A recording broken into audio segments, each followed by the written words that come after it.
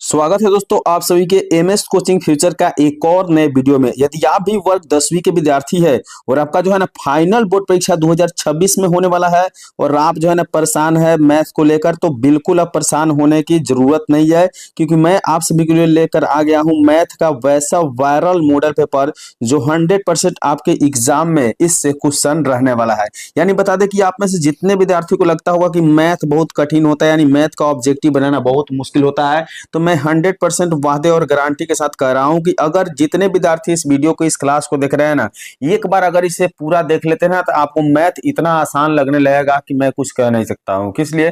क्योंकि यहाँ जो भी क्वेश्चन एग्जाम में आपको पूछा जाता है ना, बहुत नॉर्मल नॉर्मल क्वेश्चन पूछा जाता है, यानी कहा जाए तो इजी क्वेश्चन पूछा जाता है। आप लोग क्वेश्चन बैंक को कितने बार देखे होंगे इससे पता भी चल गया होगा। और मैं खासकर इस क्वेश्चन पेपर में और आज का जो वीडियो है ना, इसमें वह प्रश्न लेकर आए हैं जो 100% जो होता है ना, हमेशा क्वेश्चन पूछा जाता है एग्जाम में, वही क्वेश्चन लेकर आए हैं। तो इस वीडियो को इस क्लास को देखने के बाद आपको मैथ बहुत आसान लगने वाला है। तो आइए मैं बता दूं आप सभी को कि टोटल 100 ऑब्जेक्टिव क्वेश्चन आपके पास होंगे, जिनमें से ठीक है ना, और 30 लघु उत्तरीय और 8 दीर्घ उत्तरीय क्वेश्चन होंगे। और ये टोटल 3 घंटे 15 मिनट का एग्जाम होता है, जो टोटल 100 नंबर का एग्जाम होता है मैथ पर।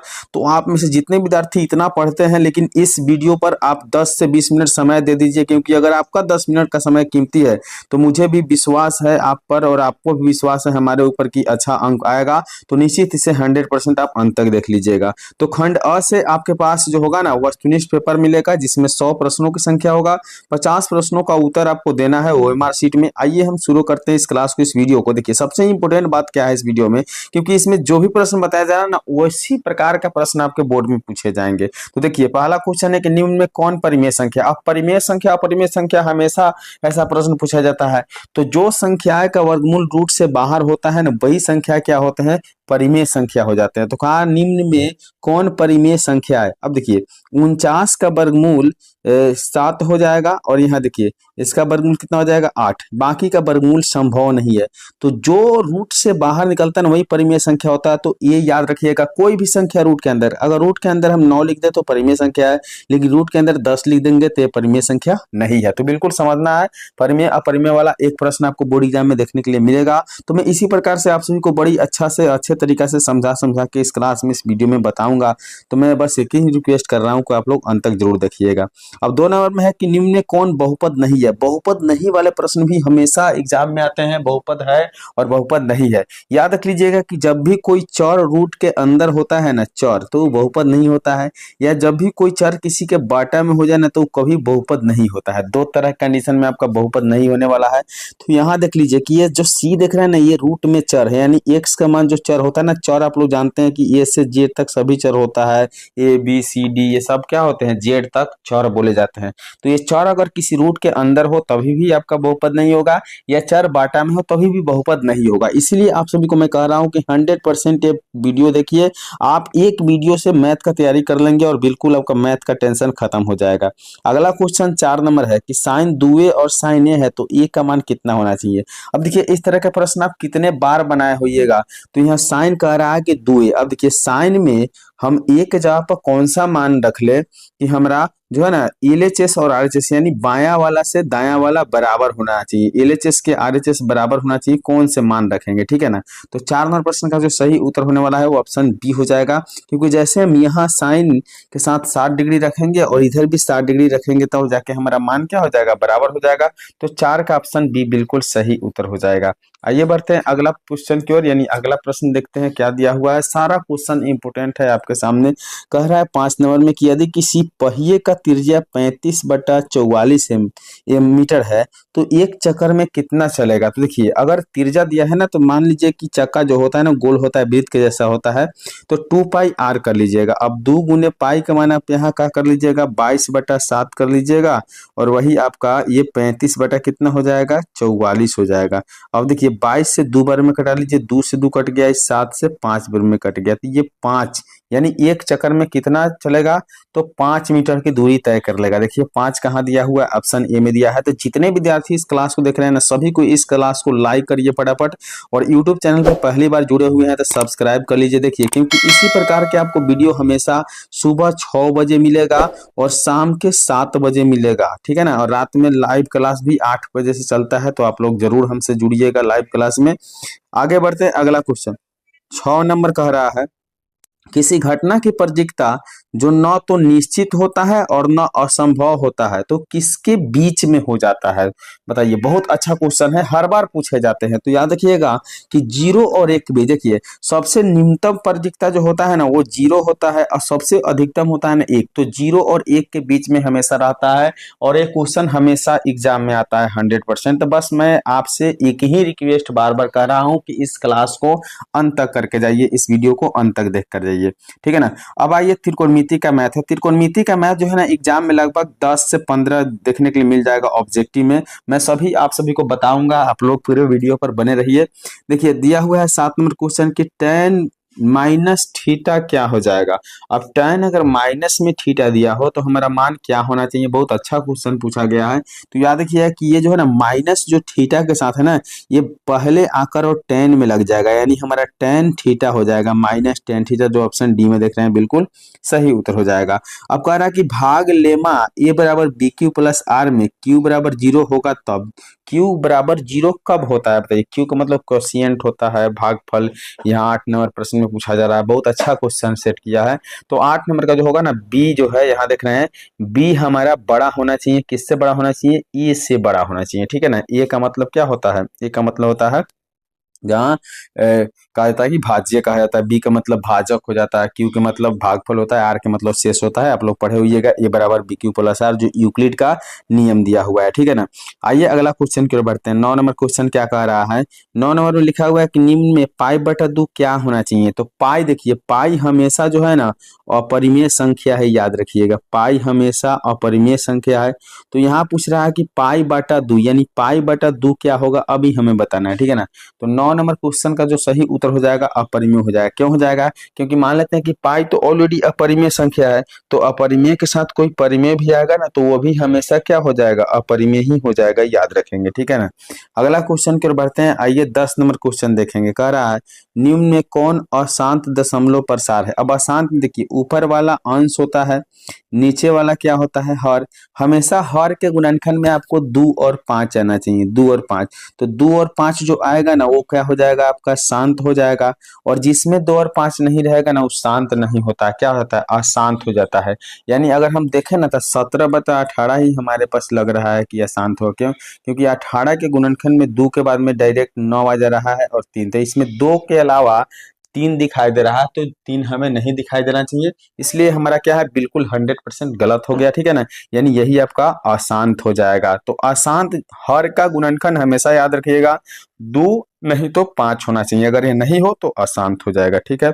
तो ऑप्शन ए बिल्कुल सही उत्तर हो जाएगा। अब जितने विद्यार्थियों को एक बार में क्लास नहीं समझ में आ रहा है, एक बार में वीडियो नहीं समझ में आ रहा है, या क्वेश्चन नहीं समझ में आ रहा है, तो इस क्लास को आप 2 बार 3 बार देख लीजिएगा। देखिए रिवीजन में ही डिवीजन होता है, तो आप लोग कोशिश करिएगा कि हम अच्छे तरीका से तैयारी करें, अच्छे से पढ़े, ठीक है ना।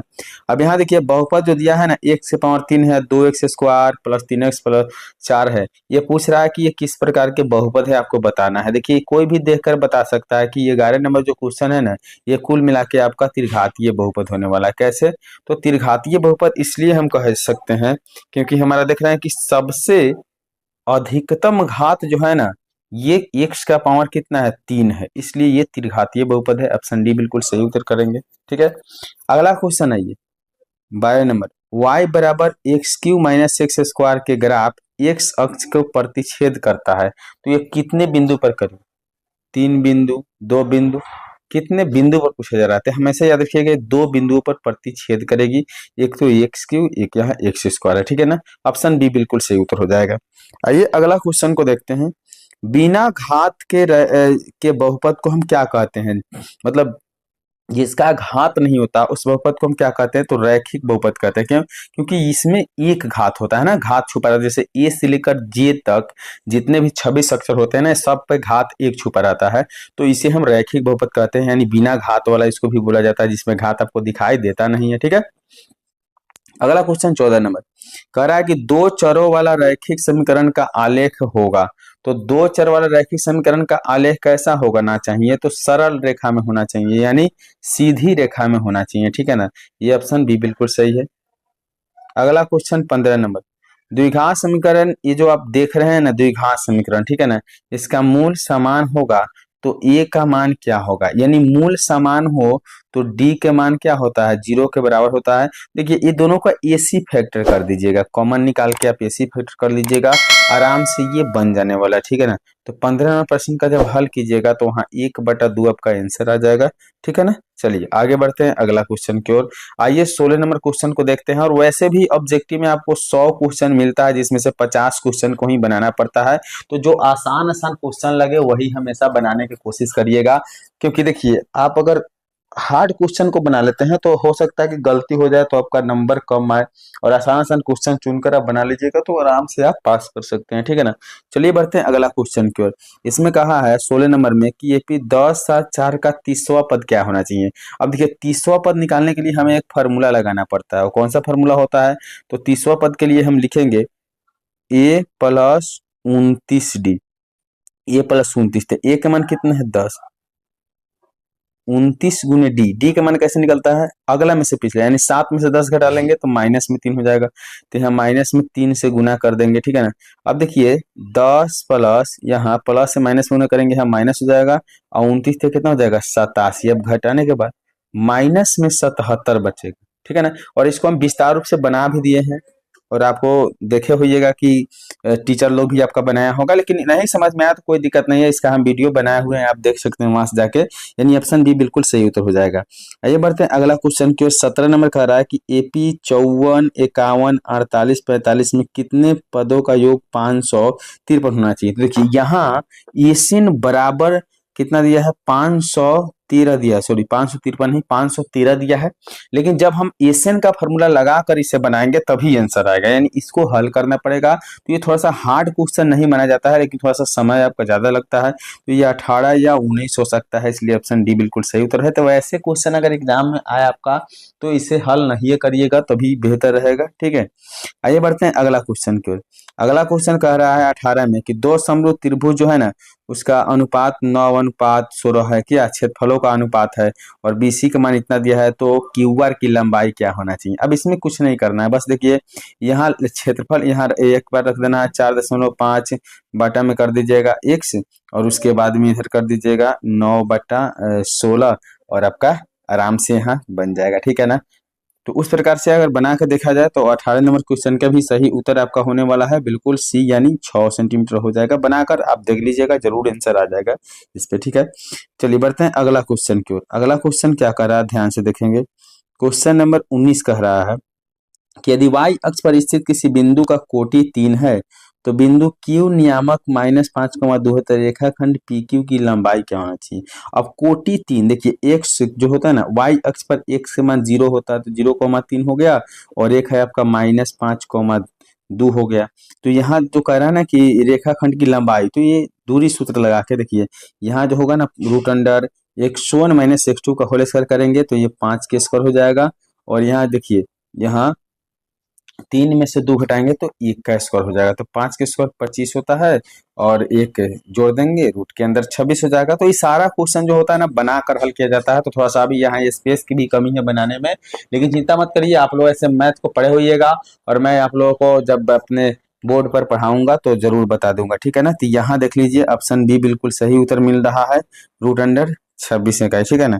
आइए बढ़ते हैं अगले क्वेश्चन की ओर। यहाँ बी नंबर सही करना है। अगला क्वेश्चन देखिए, tan 15, tan 20, tan 7 और tan 75, इसका मान देखिए यहाँ 7 नहीं होना चाहिए, यहाँ 70 डिग्री होना चाहिए, मिस्टेक हुआ है। तो tan देखिए ये दोनों को जोड़ लेंगे तो मान 1 हो जाएगा, इस tan 75 में 15 जोड़ लेंगे तो मान 1 हो जाएगा। अब दोनों को गुना कर लेंगे तो 1, यानी इस प्रकार के क्वेश्चन जब भी रहे और 90 कोण जोड़ने पर आ जाए तो उसका मान 1 होता है, तो आप लोग आराम से बना सकते हैं। आइए बढ़ते हैं अगला क्वेश्चन की ओर। 21 नंबर क्वेश्चन कह रहा है कि 4 cm त्रिज्या वाले वृत्त की दो समांतर स्पर्श रेखाओं के बीच कितनी दूरी होना चाहिए। तो 4 cm त्रिज्या वाले वृत्त के दो समांतर स्पर्श रेखाओं के बीच की दूरी, तो देखिए ये इस तरह से अगर आपका है और यहाँ त्रिज्या कितना है, तो त्रिज्या ये 4 है, तो ये दूरी है, ये स्पर्श रेखा होता है। तो 4 और 4 इधर से जोड़ लेंगे क्योंकि त्रिज्या को दुगुना कर दिया जाता है तो व्यास निकलता है, तो 8 cm होना चाहिए, यानी 21 का क्या हो जाएगा 8 cm, बिल्कुल सही उत्तर हो जाएगा। आइए अगला क्वेश्चन को देखते हैं। 22 नंबर, जितने विद्यार्थी अभी तक लाइक नहीं किए हैं लाइक करिए, अंत तक आप बने रहिएगा, बहुत अच्छा लगेगा आपको वीडियो देखने में, और कैसा लग रहा है कमेंट करके जरूर बताइएगा। यदि दो वृत्त एक दूसरे को कभी नहीं काटते हैं तो उभयनिष्ठ स्पर्श रेखा क्या होना चाहिए। तो एक दूसरे को जब नहीं काटे तो स्पर्श रेखा की संख्या कितनी होनी चाहिए, 1 होनी चाहिए, ठीक है ना, नहीं काटे तब, ठीक है। अगला कह रहा है 23 नंबर की बेलन का संपूर्ण पृष्ठ का क्षेत्रफल क्या होता है। तो 2πr × r+h, ऑप्शन बी यहाँ से फॉर्मूला पूछा गया है।